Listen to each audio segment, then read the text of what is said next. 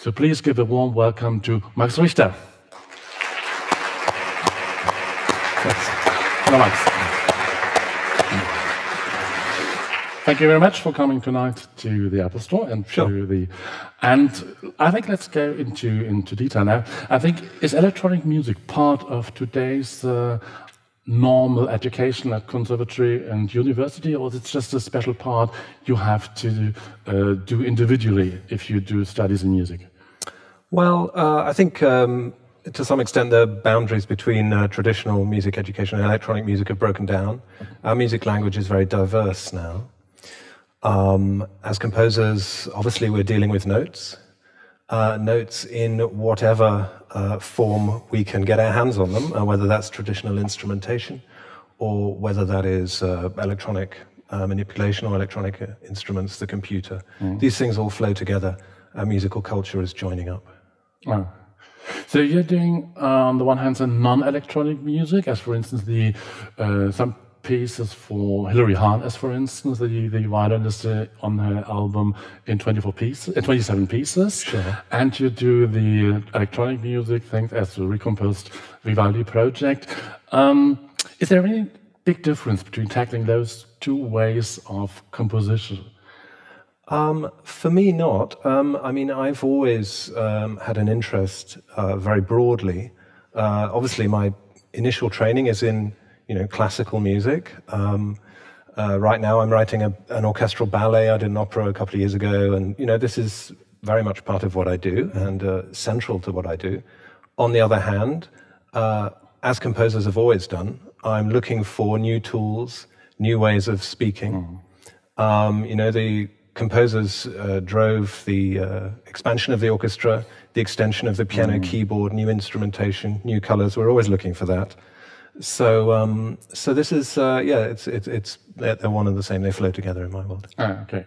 And you recomposed the 4 Seasons by Vivaldi in an electronic way. Did you ever think about recomposing it in a non-electronic way, or was it just from the very beginning onwards exactly, this is the way I want to do it?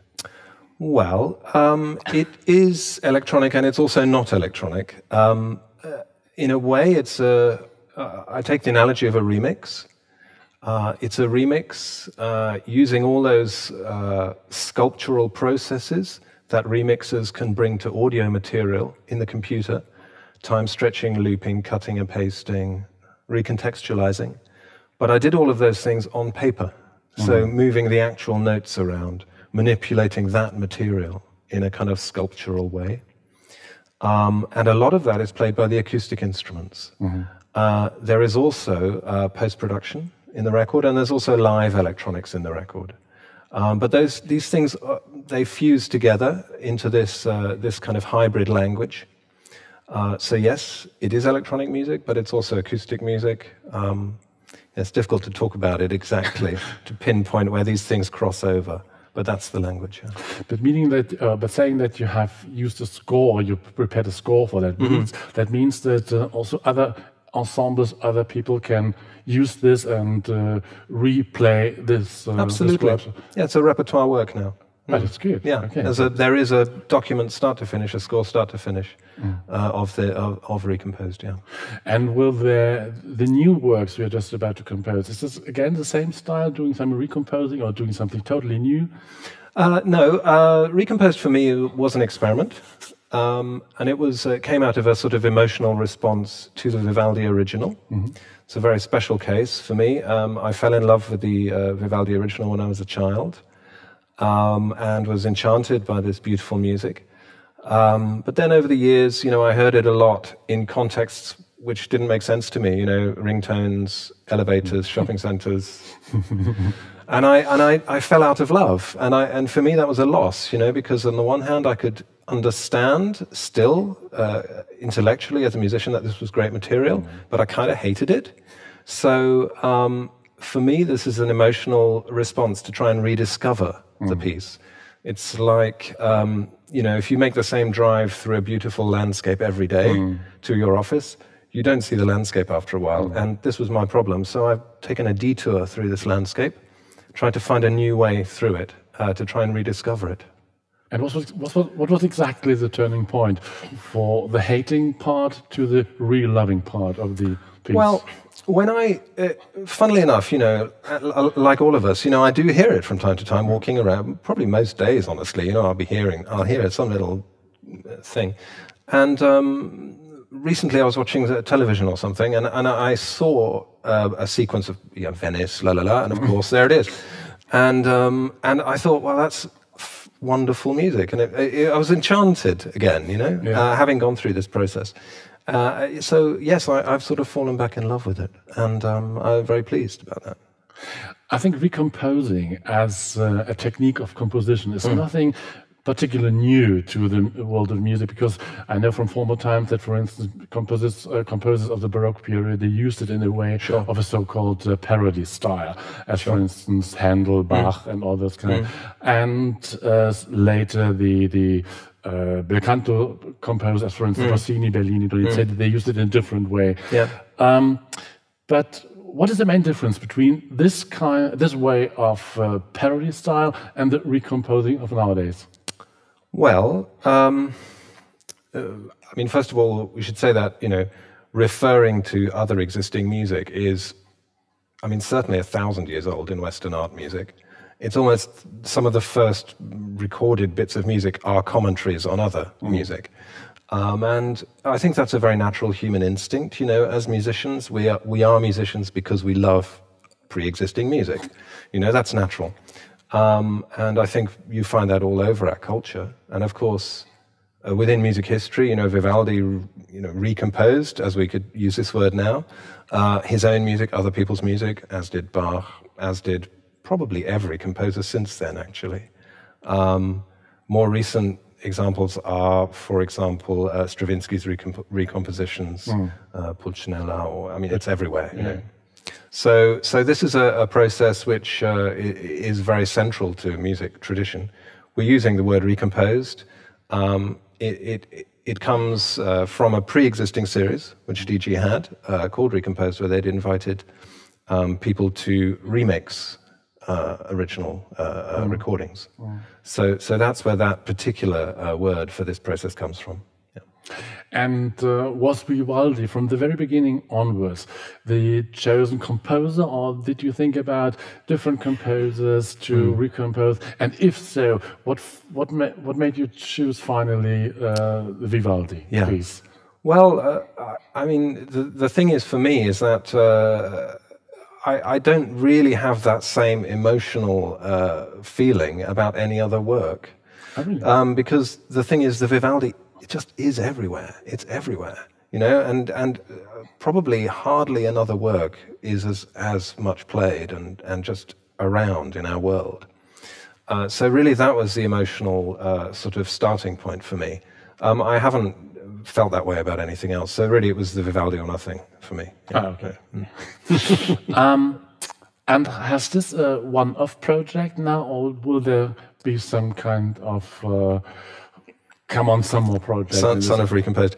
No, for me, it was a unique case. It's a unique situation, my relationship with that original text. I felt very strongly about it, and I wanted to try and reclaim my sort of original sense of enchantment with it, which, fortunately for me, I succeeded, and I'm very happy that I'm now sort of able to have a kind of a fresh response to the original. And also explore it in a new way for myself by sort of working through this text. So for me, it's been a very satisfying process, but it's kind of unique for me. And did you learn anything new for you, particularly new about the piece while recomposing it? Absolutely, yes. When you get very close to another composer's text like that, you start to kind of feel the way they're thinking and the way they navigate harmony and structure and musical grammar. And it was actually interesting to really get down to, on a note level, to think about it. Because I'm not a violinist, so I don't have that really tactile connection to it. More of a sort of conceptual one as a composer. And it was actually very interesting to sort of really get down to the atomic text level and experience his way of thinking through the harmony. And it was great, actually. Would you recommend people to listen first to the original version and then to the recomposed version, or the other way around? I mean, I think probably most people have heard the original without whether they know it or not. In elevators. In elevators or wherever, yeah. They will say, oh, it's that. You know, even if they don't know they've heard, they don't know Vivaldi Four Seasons, they'll go, oh, that thing. Yes, I know that. Yeah. And they probably will know at least good chunks of it, you know. Mm. So, but yes, I mean, the new work is a dialogue with the old one. Mm. And I think in a way, the fact that we all know the old one so well, it sort of makes it more fun to hear the new one, because you sort of have a sense of how these two works speak to one another. Mm. And I think that's interesting. I think. Is it difficult to perform this live? It's again, I'm not a violinist. Yeah. It's all about the solo. The orchestral part and the violin part are possibly a bit more challenging than the original. Mm-hmm. There's a bit of sort of Hendrix-style fiddling, but it's not crazy. It's all within Vivaldi's universe, more or less. Mm-hmm. Mm-hmm. And now, please welcome Rupert Wag, Manager Digital Music from Deutsche Grammophon, to the stage, and he will give the presentation of the new Vivaldi app.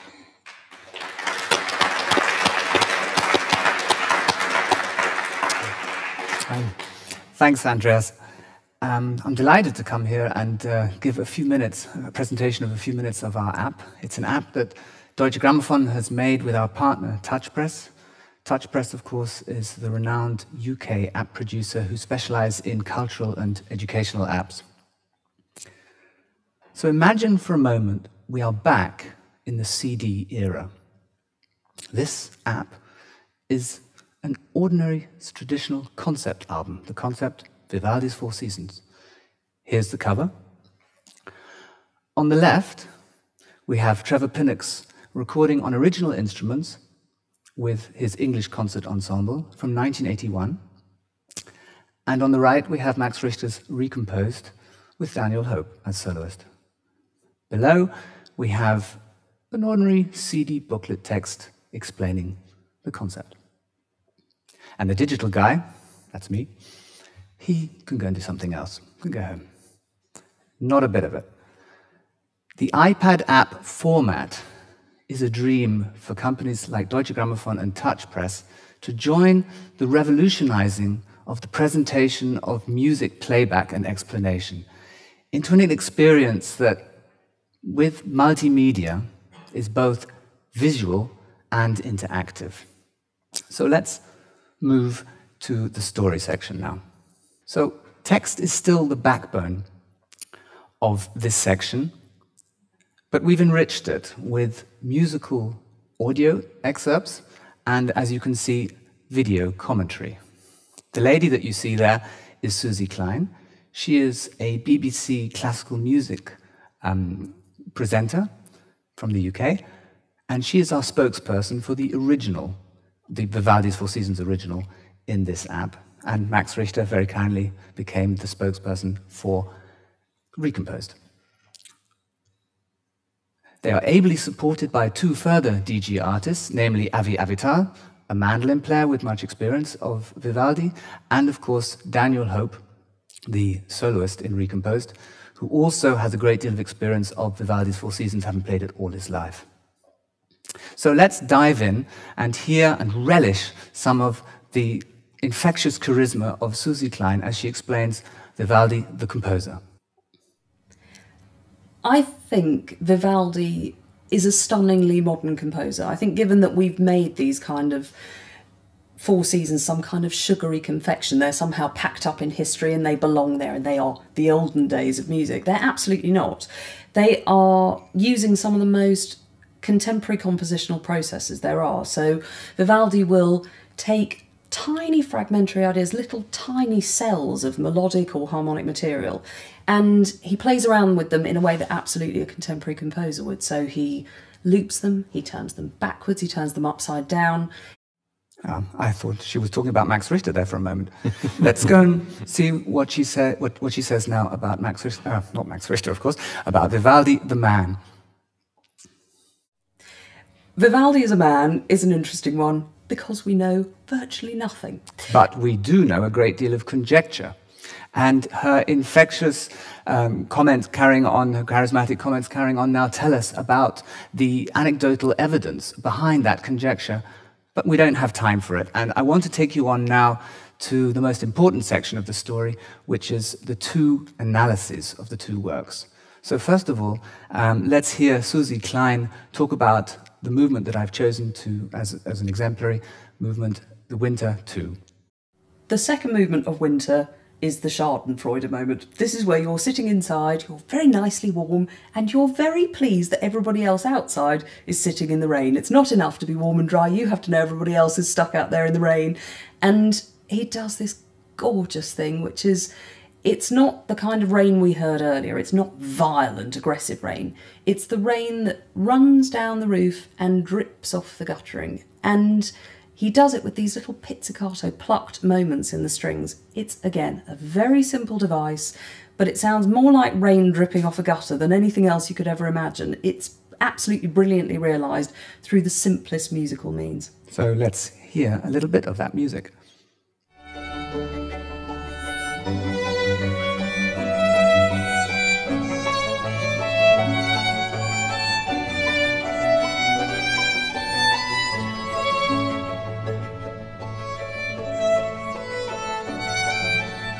And now let's go to the Recomposed and hear Max Richter talk about the same movement. Winter 2, again, it's, ice, coldness. So for me, that's, that sort of harmonic sound in the strings. It's a very evocative sound of kind of space, coldness. I think Daniel talks about this, how this is like being beamed up by aliens, this one, which is kind of interesting. I hadn't really thought of that. For me, this is a kind of an open, flat, white expanse. That's the sort of sonic image. And the melody is completely the original Vivaldi. But I've sort of stretched it out and made it sort of live in this kind of open white space for me. Now, before we hear a little bit of Recomposed, let's just remind ourselves of the original.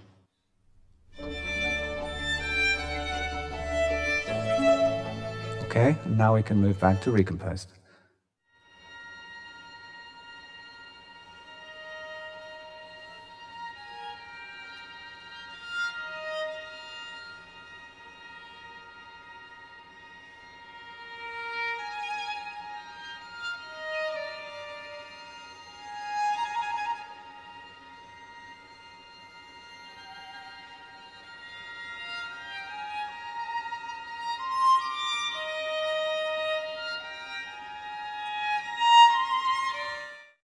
So when the user has made his way through this section, he is now prepared to move to the two full playback sections. And that's where we're going now. It's a bit cold in winter. Let's change to a bit warmer climate, to autumn, and the third movement with Trevor Pinnock's original.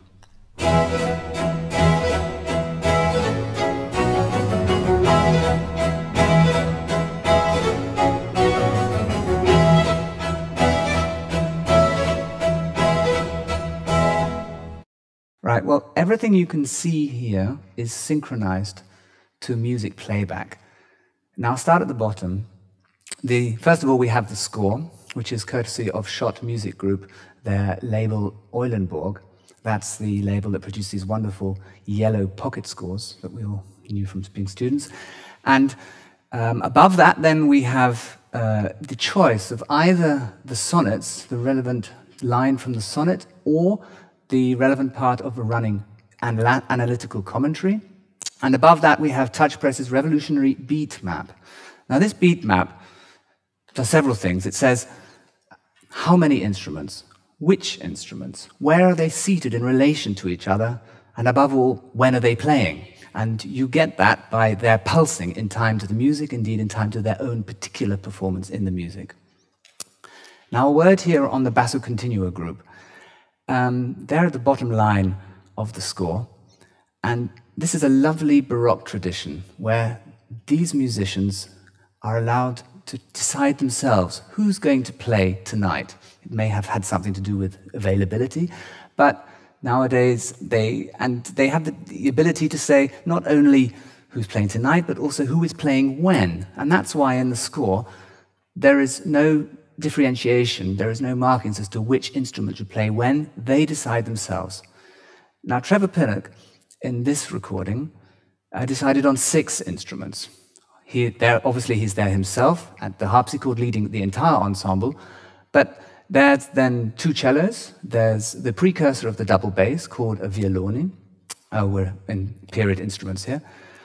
We have an organ, which is about the size of an upright piano, a little bit smaller, and we have a single person playing 2 instruments. They're from the so-called English lute family, and they're lutes, but they're gigantic, they're oversized, they're larger than a human being standing up. And I want you now to listen out for them. When we let the music now carry on playing, listen out for the sound, the plucking pre-guitar sound that they make, as opposed to the other instruments, especially the harpsichord in the basso continuo line.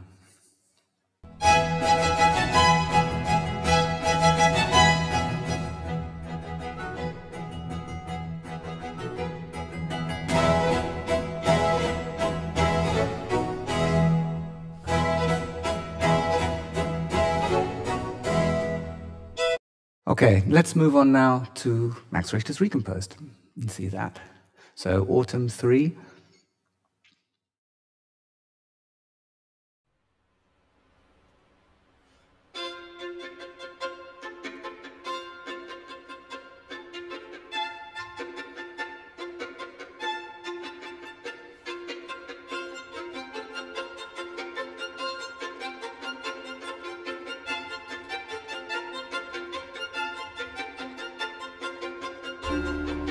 Okay, so we have again the rolling score, the synchronized score at the bottom, and there are a few more lines this time. The score is courtesy of Mute Song. Then above that we again have the beat map, but this time the beat map has an added functionality. If I can ask Alan to place his finger on Daniel Hope, then you can hear this instrument, Daniel, above the rest of the ensemble. And then if he moves across, sliding across to the violins and then onto the cellos, and at the same time brings the score up from the bottom to see the specific instrument that he is looking, the cellos, that he is concentrating on, then you have the combination of the two as a powerful way to not only listen to your favorite instrument, but to see what it is playing at the same moment. And then finally, what I've been hiding for the moment, video. We were able, as part of the filming, to have our own shoot for the app. And we were able to ask the cameramen to not move so that you, the user, have the ability to be in total control of the video as it comes through and you place it which one you want at the top. Thank you very much. Thank you. Thank you. Thank you very much, Rupert. I have just 2 questions to ask you. I think it was exactly 1 year ago in May 2013 when we presented the revolutionary Beethoven app, also by TouchPress, here, which became one of the most successful classical app of all time. Against, among others, the BBC 2014 Music Award, App Award, and another just I have to look at, I didn't recognize, 2013 Creative Communication RPS Music Award. And now today we presented the Vivaldi app. Could you explain the main differences between the 2 apps in some words? Well, the 2 differences you may have noticed immediately if you already know the Beethoven app. And they are more on the functional level, which we just showed in Recomposed. What we didn't have in the Beethoven, so it's a development, is that we didn't have this placing your finger on an instrument and being able to bring that instrument up above the rest of the ensemble, and we didn't have the multi-channel video. In the Beethoven, we had a video by Leonard Bernstein, but it was an edit from way back when, I think 1979. Now, but that's not the main difference. The main difference was in the concept. We broadened the concept for 4 seasons. You know, we had in the Beethoven four interpretations by 4 different conductors and their orchestras and their soloists. And I see those as, 4 different points on a circle, and from these different perspectives, looking into the center at an object, which is Beethoven's Ninth in this case, and they have their different perspectives, but it's the same object each time. With the Four Seasons, we have 2 objects. We have the original, and we have Max Richter's Recomposed, and they're both works of art in their own right, and they complement each other. They run in parallel with each other. It doesn't matter which one you start with, because if you see it in the sense that, leaving aside the fact that Vivaldi owns the material, much of the material, the original material, the figures, the motifs, and the melodies, look at it in the sense of, what did Vivaldi do it 350 years ago? What did Max Richter do with it in the current era?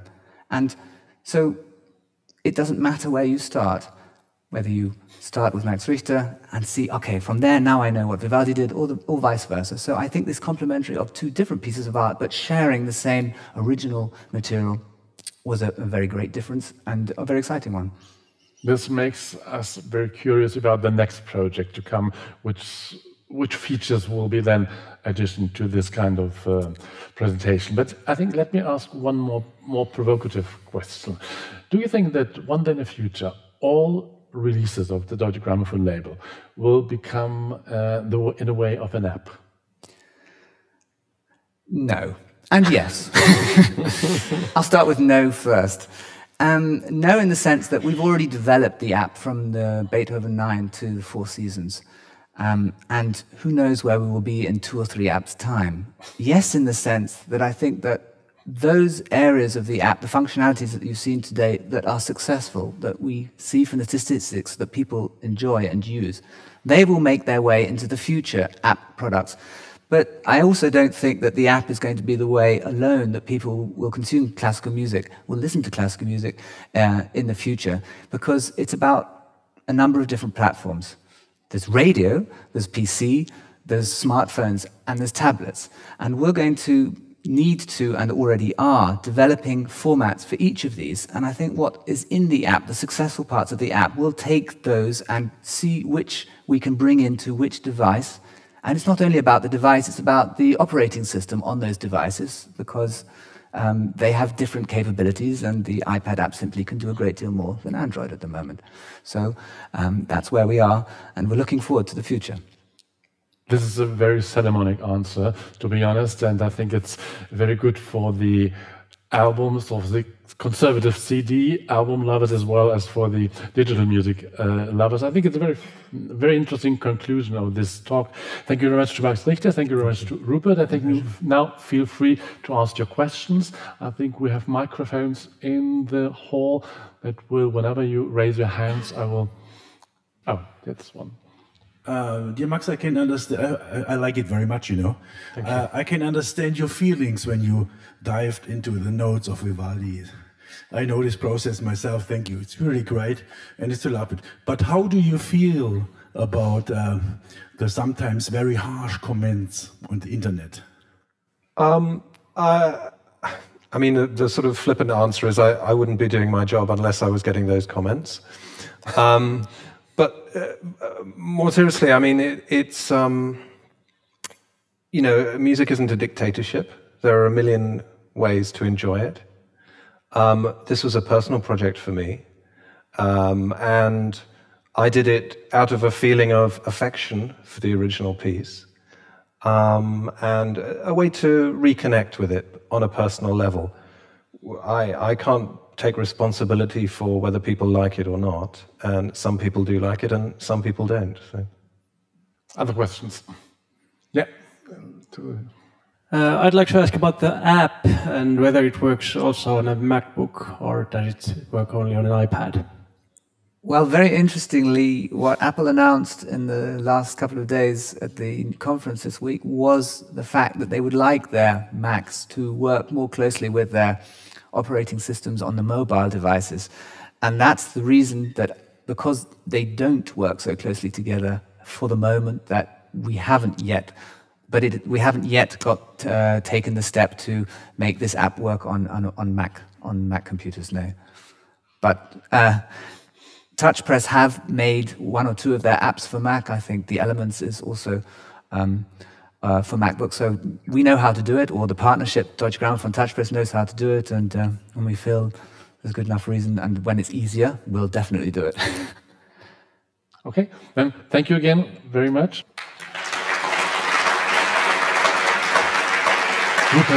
Max Richter. Thank you very much.